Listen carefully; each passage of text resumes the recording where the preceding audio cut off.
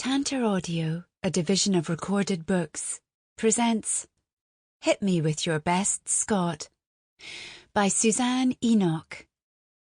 Narrated by Morrison. Chapter 1. 'Twas a rough night.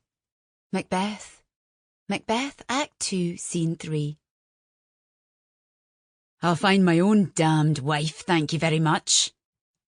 Coll MacTaggert, Viscount Glendarril, shoved aside the curtains and stomped out of the Oswell MacTaggert box at the St. Genesius Theatre. She'd done it again. This time his mother, Francesca Oswell MacTaggert, Countess Aldris, had thrown 2 lasses at him while he was trying to watch a blasted play. 2 damned women and their families to share Lady Aldris's private box. Since his 2 younger brothers firstly weren't present and secondly had already found wives, everyone in the entire damned theatre had to know that the lasses were there for him. Coll, a low voice came from the curtains, and Matthew Harris stepped into the hallway. Your mother wants to remind you not to repeat what happened on your first night in London. That would have been the first time she'd flung a female at him. She'd tried to present him with a pretty, wrapped beau of a lass, whose family had already agreed to a marriage, and he'd fled into the streets rather than sit through Romeo and Juliet beside her. If his mother wanted to delve into the details, Miss Amelia Rose Hyacinth Baxter had ended up married to a MacTaggert, just not to him. But his brother Neil loved her, and she him, so he had nothing else to say about that. "So, Matthew Harris," he drawled, "I've nae seen you without my sister by your side for the past, 3 days since you nearly ruined your family's reputation?" Immediately, Matthew took a half-step backward toward the curtains. "We're all friends here, Coll," he said. "Aidan said I still had his blessing to marry your sister."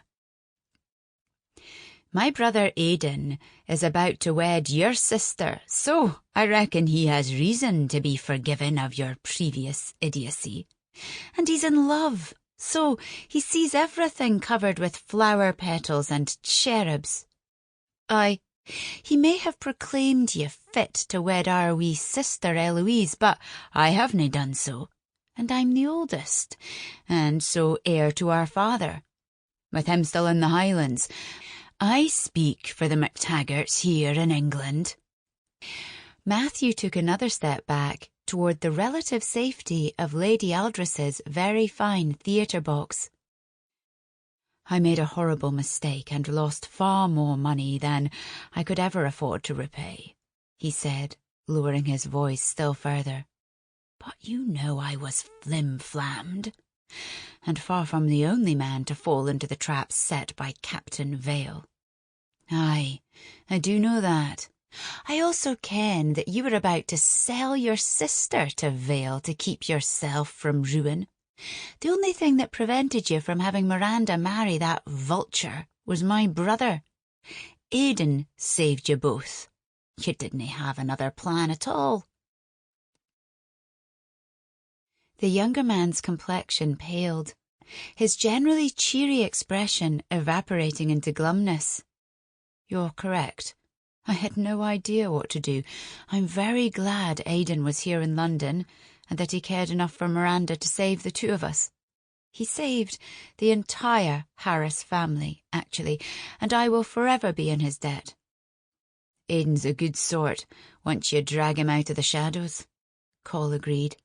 "And since he loves your sister, and your sister's a better woman than either of you likely deserve, she's forgiven ye as well."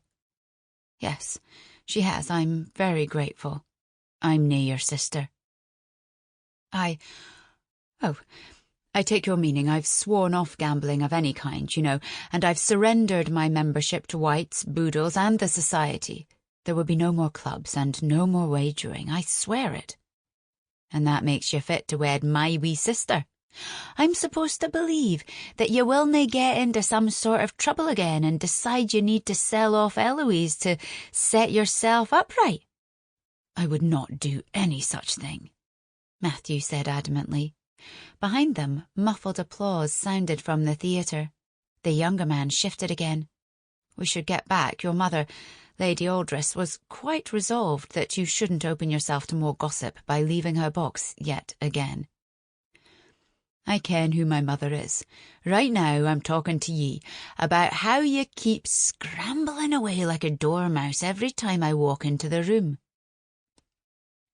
Coll, Lord Glendarril, you may say anything you wish to me. I'm certain I deserve it, but I am utterly serious when I say that I would never put dear Eloise in any... Flashing out his right fist, Coll caught the younger man flush on the nose.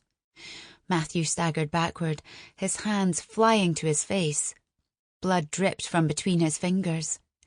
Before the young Mr. Harris could regain his footing, Coll stepped forward and grabbed him by the cravat to yank him forward. I dunna put much stock into words, he growled, practically lifting Matthew off his feet. It's easy to beg forgiveness, and it's easy to swear repentance. I dunna want to hear either of those from ye again. I am going to be watching ye, Matthew Harris. Eloise loves you, and my mother says you've a good heart. That is why you've earned one more chance. The next time you think to make a wager or a purchase or any wee thing you might nae be able to afford with what you have in your pockets, you think of how your face feels right now. And then you think what the rest of you will feel like when I drag you up to Scotland and feed you to my hounds. Do you reckon I'm serious about that? Yes, I do. He let go, and the lad staggered backward. To his credit, Matthew didn't immediately retreat into the box, and he didn't swing back, though that would have been a mistake the size of a mountain.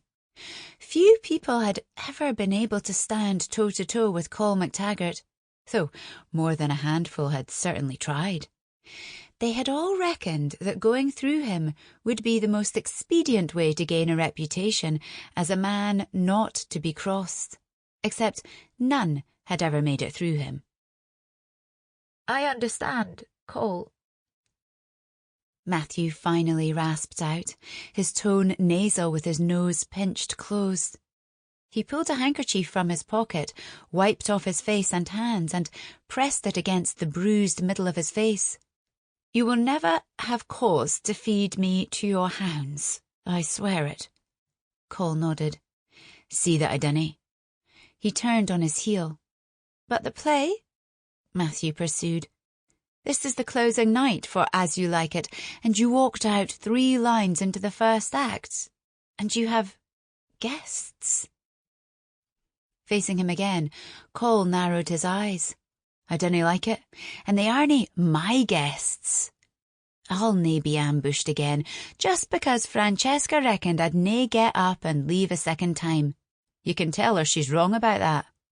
I'll tell her what you said. Coll turned his back, then faced Matthew again. And you tell her I meant that last bit. I'll find my own wife. If I need her help, I'll ask for it. Now, go away before you rile me up again. With that, he watched his almost brother-in-law, twice over, with Matthew Harris marrying Eloise and Aidan marrying Miranda Harris, scurry back through the heavy curtains. Then, before Francesca could march out and try to drag him back inside by his ear, Coll headed down the curving hallway toward the long set of stairs at the rear of the St. Genesius Theatre. As he considered it, he should have realised Lady Aldris had laid a trap for him. She'd agreed to join him for an evening at the theatre far too easily, and without any of her usual clever, tricky conversation. His brother Aidan could sort through her nonsense and machinations, but subterfuge simply annoyed Coll. Being frustrated, though, didn't eliminate his problem. He now had 27 days remaining in which to find a wife, All because, when he was 11 years old, his parents had written up an agreement that their sons would wed, and that their brides would be English. Damn it all.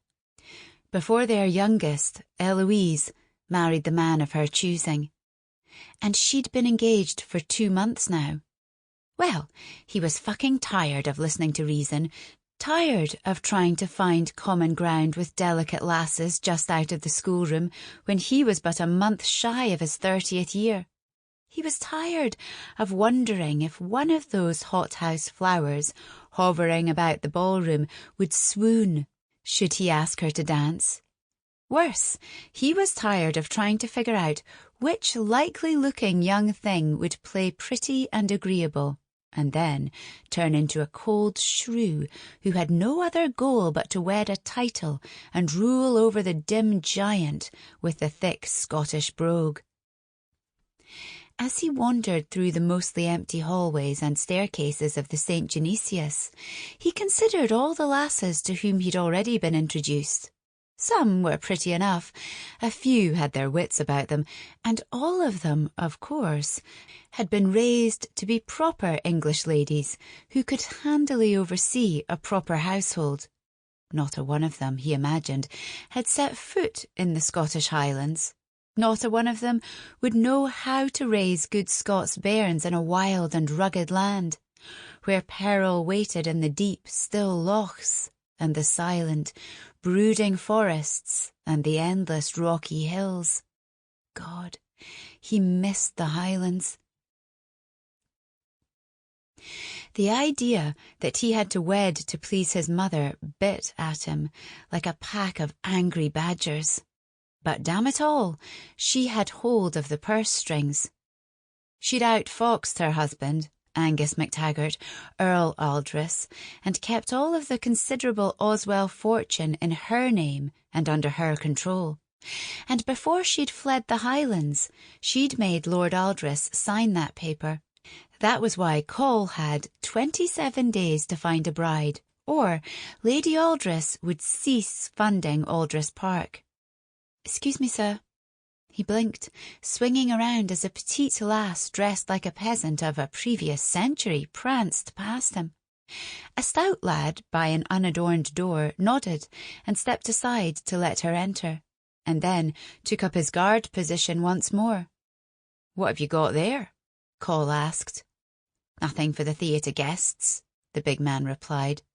"If you wish to pay your respects to the performers, you can wait at the rear of the theatre by the stage door until after the performance." Coll didn't wish to pay his respects to the performers. He'd seen but a minute of the play. What he did want, though, was a place where he could stay out of the rain and think for a damned minute without being plagued by Lady Aldris or any more of her messengers. He dug a coin out of his pocket. "What if I've a mind to take a look through that door anyway?" The man glanced down at Coll's palm. "Then you'd best have more blunt than that. Night before last, I had 11 gentlemen trying to crowd in behind the stage to see Mrs. Jones, and management don't like that. So the price to get through this door is now £2. "Mrs. Jones," Coll repeated, ignoring the rest of the jabbering and the outrageous bribery sum being sought. "Who the devil is Mrs. Jones that it costs £2 to set my peepers on her?" With a snort, the big fellow folded his arms over his chest. "Either you take me for a fool, or you're not from around here." "I dunna know if you're a fool or nae, lad, but, as you might have guessed, I'm nae from around here." "Then Mrs. Persephone Jones is the actress who's broken half the lordlings' hearts here in London. She's on stage now, playing Rosalind, so if you go back to your seat, you can take a gander at her yourself." Generally, Coll wouldn't even have considered paying £2 for a gander at a lass, but when his mother had dragged him and his 2 younger brothers down from the Highlands, she'd made it clear as glass that she was the one who controlled the purse strings, that all the blunt in their pockets was thanks to her. That made the money in his pockets tonight hers, and he had no qualms about spending it with the idea of avoiding her talons.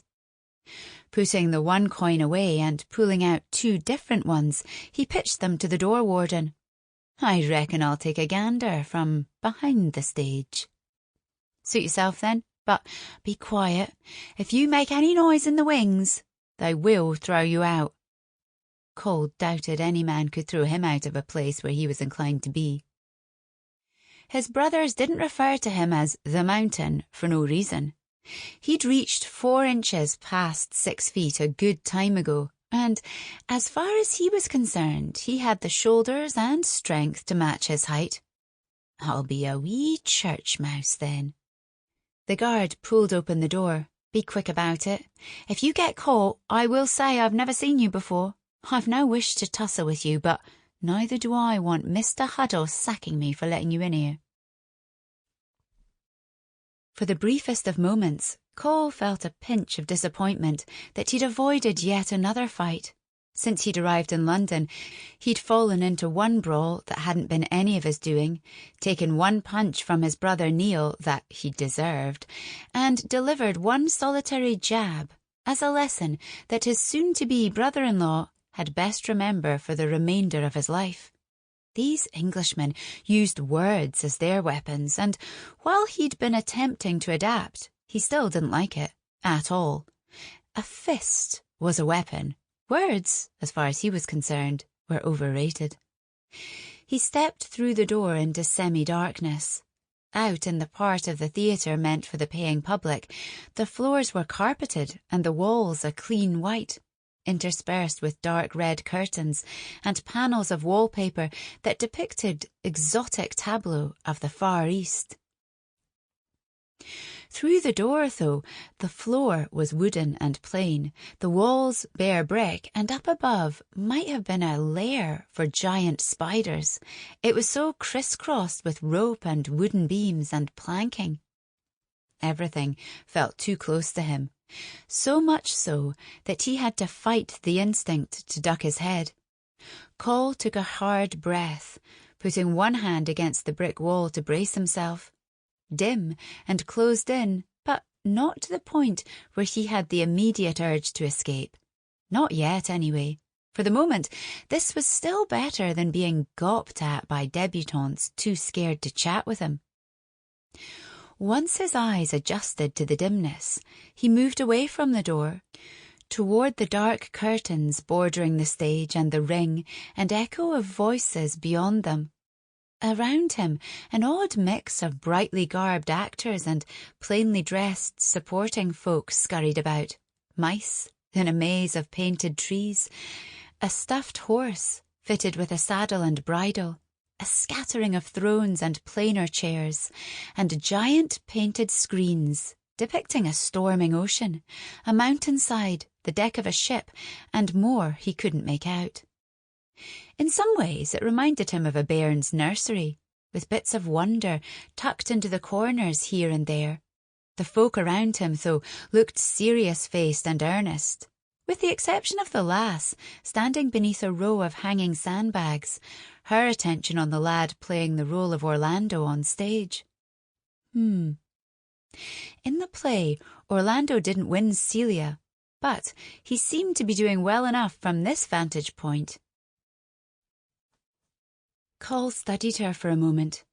She was pretty enough, with black hair and a slender waist, but he couldn't see why it should cost a man £2 to be closer to her than he could get from his seat in Francesca's box. "Excuse me, another one," muttered a short, thin man with a roll of blue material under his arm and a row of pins stuck along his lapel.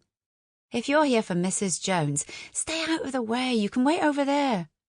He indicated a small square of space that had a good view of the stage, with only the open curtains blocking him from the view of the audience.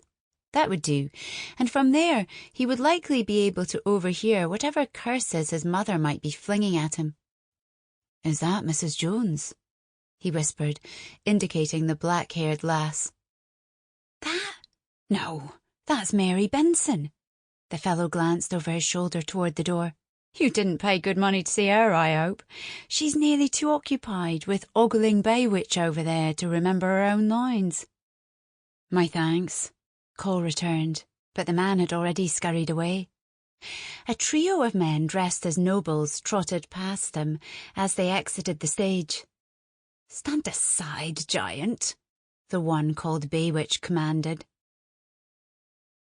his voice lilting and imperious. Coll ignored it, and they went around him. 100 Sassenachs had referred to him as a giant over the past 8 weeks. Aye, he towered over most people, and he had done so since somewhere just short of his 16th birthday. So the wee Englishmen could have their opinions. He didn't give a damn. Instead, he tried to reposition himself to see the 2 lasses arguing on stage, only to be jostled aside again by a quartet of men dragging a forest of potted trees forward, just out of sight of the audience. The foliage looked a bit tame to be the Forest of Arden, but they might suffice if the light was dim enough. A round of applause welled up beyond the curtains, and a heartbeat or two later a lass pushed through the trees and nearly crashed into him. "Romeo, you seem to be in the wrong play," she quipped, with a quick grin that lit her blue eyes before she hurried into an alcove, 2 women and an armload of costumes hot on her heels. For a good second or two, he felt like he'd been caught in a gust of wind, bandied about and left unsteady on his feet. Coll took a breath. It was no doubt the way he'd been stuffed into a small corner with crazed Sassenachs trampling around him. He and small spaces had been enemies for as far back as he could remember. That had to be it, because no wee woman could topple him, and not with one damned sentence, clever though it might have been. He turned to get another look at her, but she'd disappeared into the tangle of scenery and props. Romeo. Ha! He had much more in common with Henry V than the empty-headed boy who'd killed himself over a woman. Henry, at least, knew how to fight a battle. Still, she seemed to have meant it as a compliment. Still searching, he finally caught another glimpse of her over a half-screen as one of the lasses pulled the gown over her while the second one fluffed out a white men's shirt for her to pull on. All that he could see was her head, topped by an intricate knot of straight brown hair and a bit of neck and the top of her shoulders. But he was fairly certain she was more or less naked behind that woven cane screen. "Look away, Romeo," she said with a chuckle as their eyes met again. "I'm Rosalind, not Juliet." "Aye. Well, I'm nae Romeo," he retorted, and kept staring. 6 people immediately shushed him, and he snapped his jaw closed again. The same quartet of men then walked past him onto the stage to squawk out their lines for the next scene. As You Like It had never been one of his favourite plays, probably because he could never believe that any man, much less one who claimed to be in love with a lass, wouldn't know when he was talking with her just because she'd dressed as a man. The woman in front of him could never pass for a man, anyway, not with her delicate features and slender neck, not even with her brown hair pinned up and a jaunty hat pulled down over it. She tilted her head, half bending over as one of the other women produced a pair of men's boots. "Scottish," she said in a quiet voice, still grinning. "Highlander, from somewhere near Ullapool. That would make you Macbeth then, I suppose." Glendarril Park was but 2 hours' ride from Ullapool. Coll frowned. Macbeth hailed from Inverness. She stepped from behind the screen to pull a coat over her slender shoulders. "Near enough for Shakespeare," she retorted, and sauntered past him. Damn, a woman in trousers indeed. His fingers flexed. He had to stop himself from reaching out to take hold of her, to drag her up against him and stop her clever mouth with his. Aye, he'd been without a woman for a time, and aye, she looked a sight in those trousers that hugged her hips and practically forced his attention to her long, slender legs. As he watched her emerge from behind the curtains and onto the middle of the stage, he stopped breathing. Before his eyes, her stride lengthened and loosened, her hips halted their sway, and her shoulders lifted. Her voice, when she spoke as Rosalind in the guise of male courtier Ganymede, lowered and slowed a touch, in as fair a representation of a young man as he'd ever seen from a woman. "That is Persephone Jones," the tailor from earlier said as he hurried by. He hadn't needed that information. If any lass could have 11 men panting after her all in one night, it was this one. And for God's sake, no, for his sake, he hoped she was a widow. Her scene finished, and she exited to the other side of the stage. More actors dashed past him to play their roles, but without her out there, it was just a play he'd read and seen performed before. Aye, it had been in Inverness and with a basket-load of Scottish sensibility added to the nonsense, but the words remained the same. "How much longer does this damned thing go on?" a low voice asked from a few feet behind him. Coll turned his head. A well-dressed lad in a bright blue jacket stood beneath another set of sandbags, his gaze on his pocket watch. The door guard had made at least 4 quid tonight then. Another figure emerged into the dim light at the periphery of the stage, and he mentally corrected himself. £6, the greedy bastard. "I say, Bromley," the first one whispered. "I was here first." "Standing there doesn't make you any more than another man waiting," the Bromley fellow returned. "I'll wager you £100. I see the inside of her dressing room before you do." "It's a wager, then. I should tell you, though, that I spoke with Lord Halloway, and he says that Mrs. Jones has a preference for light-haired men." Bromley snorted. "I don't give a damn what colour hair she prefers. Claremont's out of town, and that makes her available. She's a magnificent toy, and I do like to tinker." "Gentlemen," a short, stout man hissed as he appeared from the depths of the backstage maze, "I must ask you to keep your voices down." "Don't fret," the not Bromley man said with a faint smile. "The audience isn't here to hear the play. They're here to see her, and you have to expect there to be some disagreement over which gentleman spends the night in her company."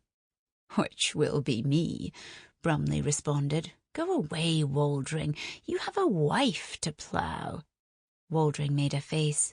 "Only when it's planting season.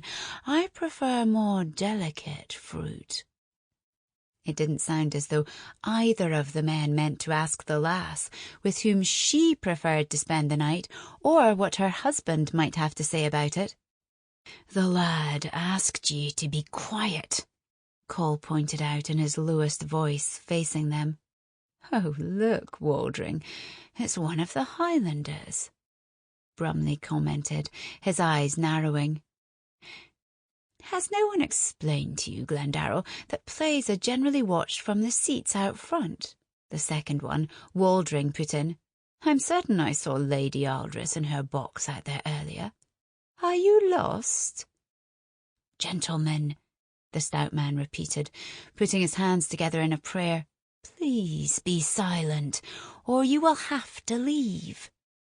Out on the stage behind Coll, the lass was speaking again. He wanted to watch her, but he wasn't about to turn his back on these 2 buffoons.